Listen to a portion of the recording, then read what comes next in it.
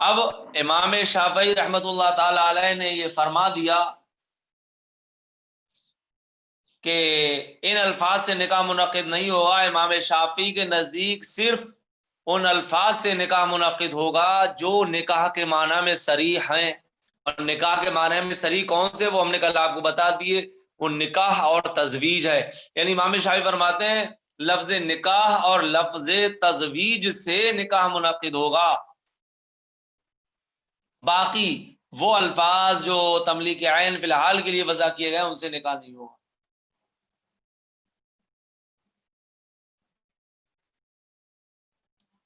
سمجھ بات آئی نہیں آئی؟ دیکھ لیے پہلے اتنا ملا لیے تھوڑا کر کے۔ اور امام شافعی رحمہ اللہ کے نزدیک لا ينعقد بهذه الالفاظ، ان الفاظ سے نکاح منعقد نہیں ہوگا۔ وانعقاده بلفظ الهبة مختص بالنبي صلی اللہ علیہ الصلوۃ والسلام لقوله تعالی خالصة لك من دون المؤمنین۔ امام شافعی رحمۃ اللہ تعالی علیہ کے مذہب پر ایک اعتراض وارد ہوتا ہے۔ اعتراض یہ ہے کہ لفظ آپ کہہ رہے ہو کہ وہ الفاظ جو تملیک عین فی الحال کے لیے وضع کیے گئے ان سے نکاح منعقد نہیں ہوگا، حالانکہ لفظ ہبہ سے نکاح کا منعقد ہونا خود قرآن کریم سے ثابت ہے۔ کیسے قرآن کریم سے ثابت ہے؟ اس لیے کہ قرآن پاک کی ایک آیت کریمہ ہے وَامْرَأَةً مُؤْمِنَةً إِنْ وَهَبَتْ نَفْسَهَا لِلنَّبِيِّ إِنْ أَرَادَ النَّبِيُّ أَنْ يَسْتَنْكِحَهَا،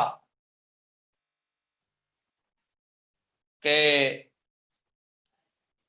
کوئی مومنہ عورت اگر اپنے آپ کو نبی کے لیے ہبہ کرے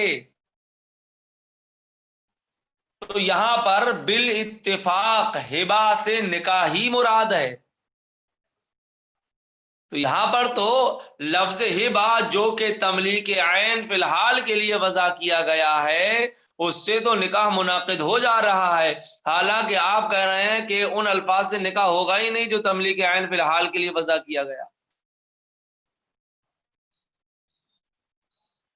اعتراض سمجھ میں آیا؟ جی اب جواب سن لیجئے، جواب ہی پیش کیا ہے۔ جواب یہ ہے امام شافعی رحمۃ اللہ تعالی علیہ کا، امام شافعی رحمۃ اللہ تعالی علیہ اپنے مذہب کے دفاع میں یہ جواب دیتے ہیں کہ لفظ ہبہ سے جو نکاح منعقد ہو رہا ہے یہ نبی علیہ الصلاۃ والسلام کی خصوصیت ہے کہ اگر نبی علیہ الصلاۃ والسلام لفظ ہبہ کے ذریعے سے نکاح کریں گے تو آپ کا نکاح ہو جائے گا، نکاح منعقد ہو جائے گا۔ یہ خصوصیت نبی صلی اللہ تعالی علیہ وسلم ہے۔ اگر نبی علیہ الصلاۃ والسلام کے علاوہ کوئی اور لفظ ہبہ سے نکاح کرے گا تو اس کا نکاح نہیں ہوگا، کیونکہ اللہ رب العزت نے ارشاد فرما دیا ہے خالصۃ لک من دون المؤمنین، کہ یہ لفظ ہبہ سے نکاح کا منعقد ہونا یہ آپ کے لیے خاص ہے، خالصۃ لک من دون المؤمنین، مومنین کے لیے نہیں۔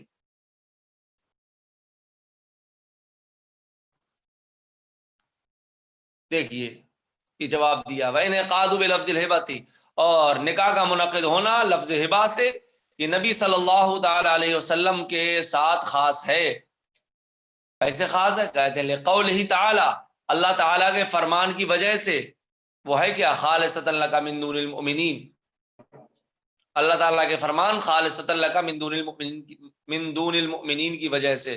ترجمہ یہ خالصۃ لک من دون المؤمنین کہ وہ آپ کے ساتھ خاص ہیں۔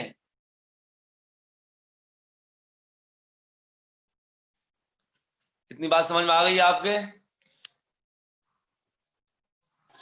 جی حضرت۔ اب امام شافعی رحمۃ اللہ تعالی علیہ کہ اس جواب کا جواب دیا جاتا ہے یوں کہ ہماری دلیل، یعنی اس اختصاص کا جواب جس کا امام شافعی رحمۃ اللہ علیہ نے دعویٰ کیا اور ہمارے مذہب کا اثبات، یوں ہے کہ امام شافعی رحمۃ اللہ تعالی علیہ جو یہ فرماتے ہیں کہ یہ نبی صلی اللہ علیہ وسلم کی خصوصیت ہے، کہتے ہیں کہ اللہ تبارک و تعالی نے ارشاد فرمایا ہے ام وہبت نفسا للنبی، یہ آیت کریمہ مجاز ہے، اور مجاز جو ہے وہ نبی صلی اللہ تعالی علیہ وسلم کی بارگاہ کے ساتھ خاص نہیں ہے،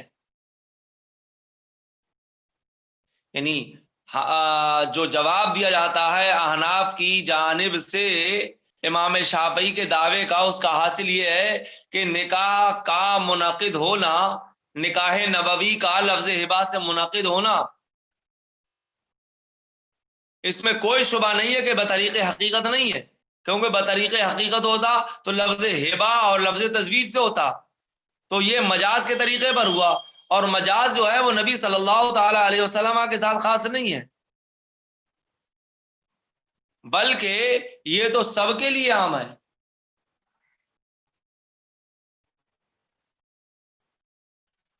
تو پھر کیا مطلب ہے؟ تو کہتے ہیں مطلب یہ ہے کہ خالصۃ لک من دون المؤمنین کا معنی یہ ہے کہ یہ آپ کے ساتھ خاص ہے، اس معنی کر کے کہ مہر واجب نہیں ہے، کہ اگر نبی صلی اللہ تعالی علیہ وسلم بغیر مہر کے نکاح کریں تو نکاح صحیح ہو جائے گا، لیکن اگر دوسرے مؤمنین نکاح کریں بغیر مہر کے تو ان کا نکاح صحیح نہیں ہوگا۔ تو خالصۃ لک من دون المؤمنین یہ آپ کے لیے خاص ہے، بغیر مومنین کے لیے نہیں۔ اس کا مطلب یہ ہے کہ بغیر مہر کے نکاح کرنا یہ حضور صلی اللہ علیہ وسلم کے ساتھ خاص ہے، اگر دیگر مومنین بغیر مہر کے نکاح کریں تو ان کا نکاح صحیح نہیں ہوگا، یہ مطلب ہے خالصۃ لک من دون المؤمنین کا۔ نہ یہ مطلب ہے کہ لفظ ہبا کے ذریعے سے نکاح کا منعقد ہونا یہ نبی صلی اللہ علیہ وسلم کے ساتھ خاص ہے، یا خصوصیت کا مطلب یہ ہے کہ اللہ تبارک و تعالی یہ فرمانا چاہتا ہے، یہ فرماتا ہے کہ ہم نے ان عورتوں کو آپ کے لیے خاص کر دیا ہے، ان عورتوں کو ہم نے آپ کے لیے حلال کر دیا ہے، خاص ان عورتوں کو ہم نے حلال کر دیا خاص کر کے آپ کے لیے۔ کیا مطلب ہے؟ مطلب یہ ہے کہ جن عورتوں سے حضور صلی اللہ علیہ وسلم نے نکاح کیا ہے وہ عورتیں صرف اور صرف حضور صلی اللہ تعالی علیہ وسلم کے لیے خاص ہیں۔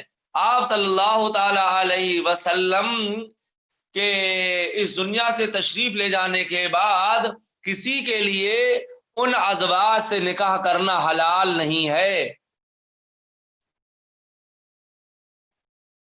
کیونکہ اللہ تبارک و تعالیٰ فرماتا ہے بازواجہ امہات المؤمنین کہ نبی کی ازواج مؤمنین کی مائیں ہیں، امہات المؤمنین ہیں، تو وہ نبی صلی اللہ علیہ وسلم کے ساتھ خاص ہیں، نبی کے پردہ فرما جانے کے بعد ان سے نکاح کرنا کسی کے لیے حلال نہیں ہے۔ تو خالصۃ لک من دون المؤمنین کا یہ معنی ہے، نہ کہ یہ معنی ہے کہ لفظ ہبا کے ذریعے سے نکاح کا منعقد ہونا یہ حضور علیہ الصلوۃ والسلام کے ساتھ خاص ہے۔ تو پتہ یہ چلا کہ ان الفاظ سے بھی نکاح ہو جائے گا جو ملک عین فی الحال کے لیے وضع کیے گئے ہیں۔ ملائیے دیکھیے، کہاں تک ہو گیا تھا، وَلَنَا، اور ہماری دلیل یہ ہے کہ اللہ تبارک و تعالیٰ کا فرمان، یہ ہمارا جواب یہ ہے کہ اللہ تبارک و تعالیٰ کا فرمان ان وہبت نفسا للنبی الآیت الى آخر الآیت، ترجمہ یہ ہے کہ اگر کوئی عورت اپنے آپ کو ہبا کرے نبی کے لیے یہ مجاز ہے، اللہ تعالیٰ کا فرمان ہے وہبت نفسا للنبی یہ مجاز ہے۔ والمجاز لا يختص بحضرت الرسالہ، رسول صلی اللہ علیہ وسلم کی بارگاہ کے ساتھ خاص نہیں ہے، بلکہ مجاز تو حضور علیہ الصلوۃ والسلام کے علاوہ دیگر مؤمنین کے ساتھ بھی ہو سکتا۔ وقولہ تعالی خالصۃ لک اور اللہ تبارک و تعالیٰ کا فرمان خالصۃ لک فی عدم وجوب المہر، مہر کے واجب نہ ہونے کے سلسلے میں ہے. او احللنا خالصۃ لک، یا اس کا معنی یہ ہے کہ ہم نے ان کو حلال کر دیا ہے خاص کر کے آپ کے لیے. کیا مطلب ہے اس کا؟ اے لا یحل لاحد نکاحہن، یعنی کسی کے لیے ان سے نکاح کرنا حلال نہیں ہے.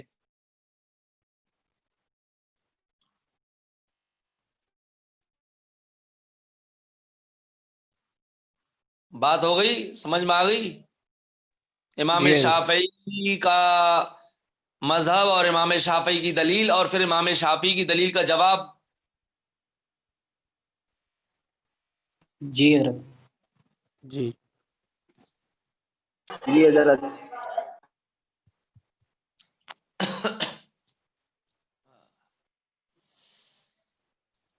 اب رہا یہ کہ کس ام المؤمنین نے حضور صلی اللہ علیہ وسلم کے لیے اپنے آپ کو ہبہ کر کیا.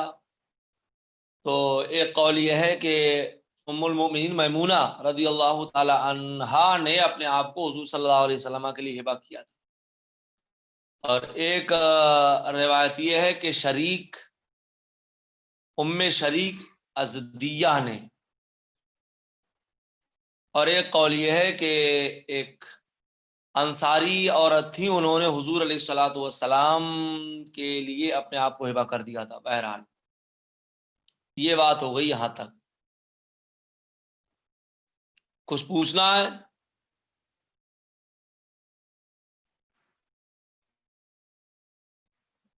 کیوں اویس حسن؟ نہیں حضرت آگے سنیں. نہیں ہے. وشورتا سماع كل واحد منهما لفظ الآخر وحضور حرین او حر وحرتین.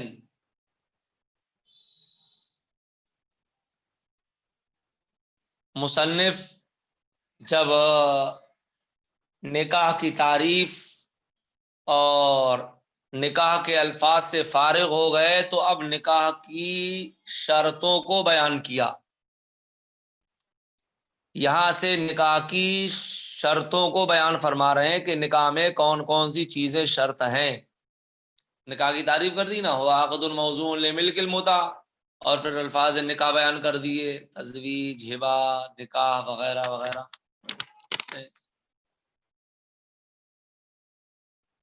تو بیان فرمایا سب سے پہلے یہ شرط بیان فرمائی نکاح کی کہ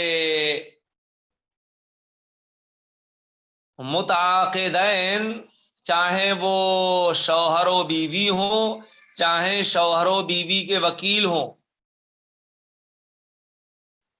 دونوں میں سے ہر ایک کا دوسرے کے لفظ کو سننا شرط ہے.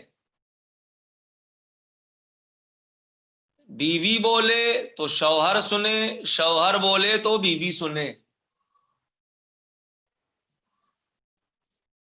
چاہے وہ خود سن لے یا ان کا وکیل سن لے.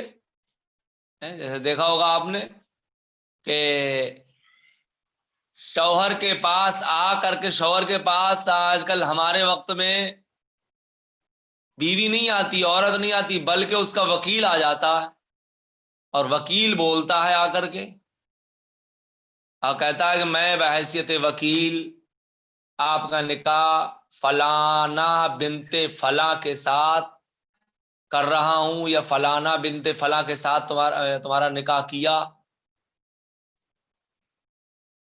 تو چاہے وہ خود سنے یا ان کا وکیل سنے، بہرحال دونوں میں سے ہر ایک کا دوسرے کے لفظ کو سننا شرط ہے، چاہے وہ حقیقتاً سنے چاہے حکماً سنے. حقیقتاً مطلب جیسے بولا جاتا ہے، اور حکماً کا مطلب یہ ہو گیا کہ غائبانہ طور پر ایک دوسرے کی تحریر پڑھ لیں کہ ان نے تحریر بھیج دی، کیونکہ تحریر بھی خطاب کی قائم مقام ہوتی. یا مثلاً دونوں میں سے گونگا ہے،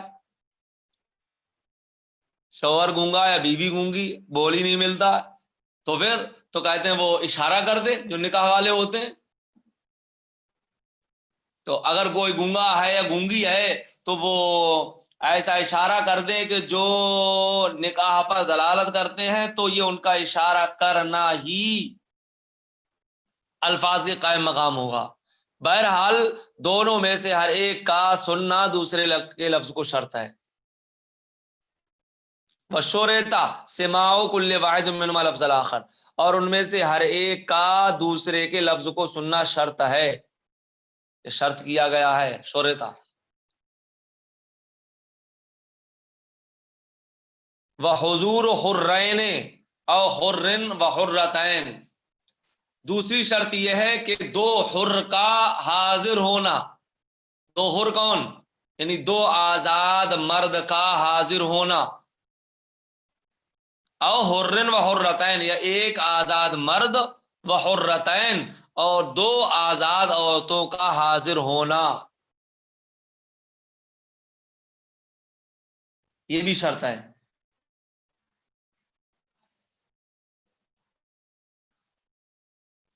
کہ ایجاب و قبول کے وقت دو آزاد مرد ہوں یا ایک آزاد اور ایک آزاد مرد اور دو آزاد عورتیں موجود ہوں جو کہ مکلف ہوں.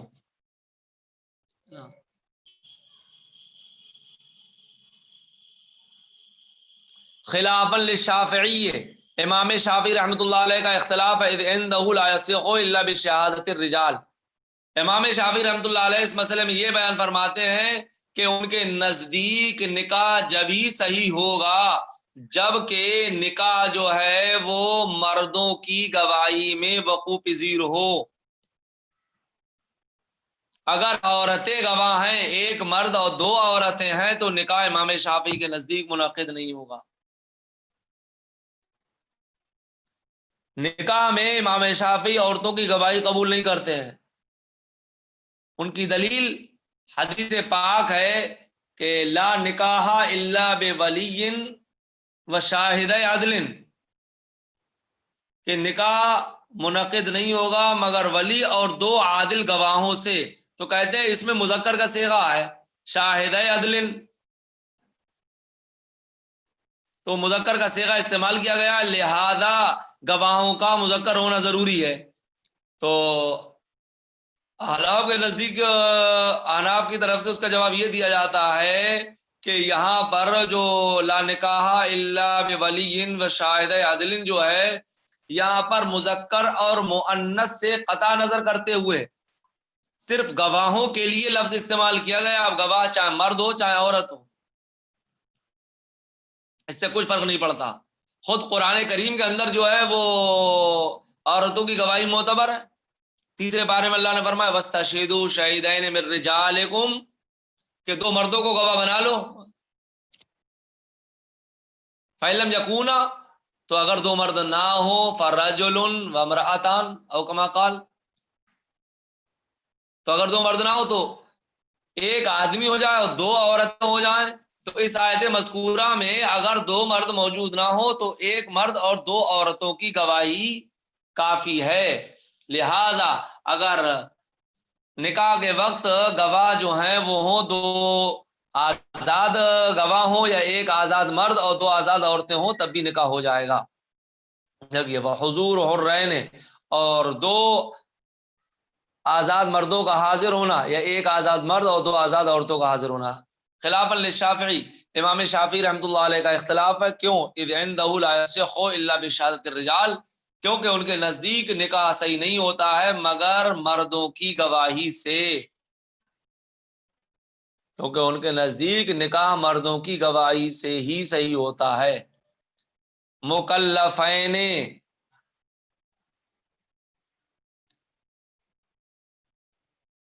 یہ حال ہے حرین سے.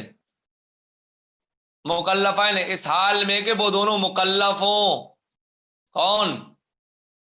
گواہ حرین مکلف ہوں. مکلف کا مطلب عاقل ہوں.